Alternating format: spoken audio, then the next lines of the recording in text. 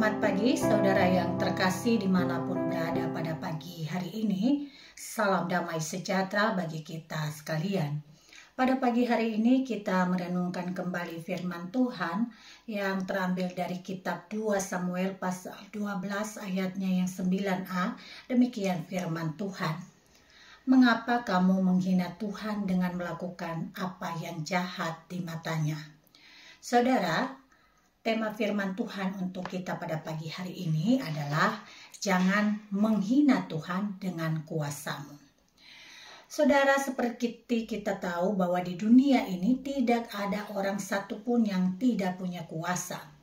Mungkin kita tidak punya kuasa atas orang lain, tapi kita pasti punya kuasa atas diri kita sendiri.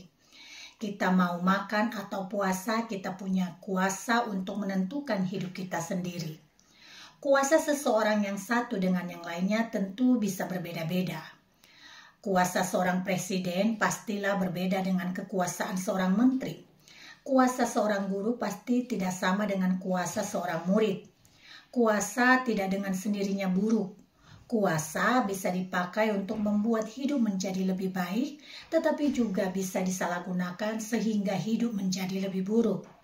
Siapapun yang menerima kekuasaan, terutama menyangkut kesejahteraan dan keselamatan hidup pihak lain, perlu sadar akan batas-batas kekuasaan yang ada padanya hingga tidak tertipu jatuh ke dalam berbagai macam kejahatan.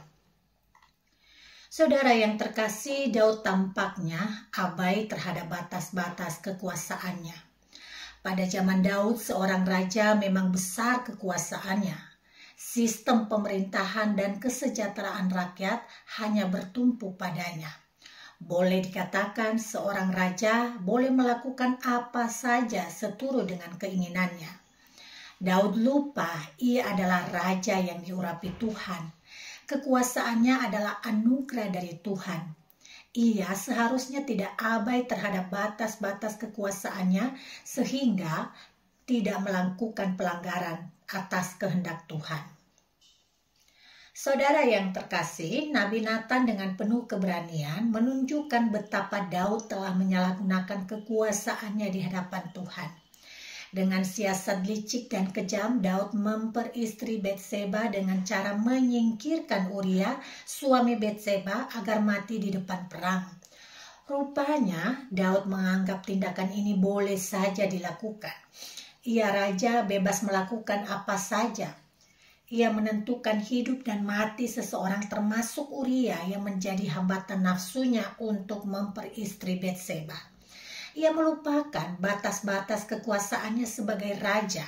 Betapapun ia raja yang berkuasa, kekuasaannya tetap terbatas. Saudara, apa yang dilakukan Daud jahat di mata Tuhan. Oleh karena itu firman Tuhan yang kita baca hari ini mempertanyakan kenapa engkau jahat. Tuhan memberikan hukuman pada Daud kemudian atas kejahatan yang telah dilakukannya itu. Daud telah menghina Tuhan yang mengurapinya dengan kuasa yang disalahgunakannya. Sebagai orang yang baru diurapi menjadi raja atas seluruh wilayah Israel dalam usia 30 tahun, Daud harus peka terhadap godaan kekuasaan. Saudara, hukuman Tuhan akan menjadi pengingat bagi Daud bahwa sebagai orang yang telah diurapi Tuhan dengan menduduki wilayah besar, ia harus mempertanggungjawabkan penggunaan kuasanya tersebut. Dan demikian juga dengan kita. Kita harus berbesar hati untuk terus bertanya dalam segala hal yang telah diberikan sebagai kewenangan kita. Sejauh mana kita mempergunakannya dalam batas-batas firman Tuhan. Adakah kekuasaan dan kewenangan yang diberikan bagi kita membantu membangun sesama, atau justru kita melampaui batas-batas firman Tuhan sehingga kekuasaan itu merusak sesama kita? Biarlah kita secara pribadi yang telah diberikan kewenangan oleh Tuhan dalam menentukan yang terbaik buat diri kita dan dalam relasi dengan orang lain, dapat kita pergunakan dalam terang firman Tuhan dan dalam ketaatan akan batas yang ditentukan bagi kita oleh Sang Raja di atas segala raja. Tuhan memberkati kita semua. Mari kita berdoa. Terima kasih Bapa di surga untuk firman-Mu yang berkenan Engkau wartakan bagi kami di pagi hari ini. Setiap kami memiliki kewenangan tersendiri atas hidup kami terlebih khusus, dan biarlah kami bisa mempergunakan kewenangan kuasa itu dalam batas yang Tuhan kehendaki. Kami tahu batas itu adalah firman-Mu. Dan biar firman-Mu itu yang menghalangi kami untuk melakukan dan mempergunakan kuasa kami untuk merusak orang lain. Ini doa kami Bapa. Kami serahkan hidup kami hari ini, biarlah terus menjadi berkat dan biarlah kemuliaan nama Tuhan terpancar melalui kesaksian hidup kami di sepanjang hari ini. Di dalam nama Yesus Kristus kami mengucap syukur dan memohon. Amin.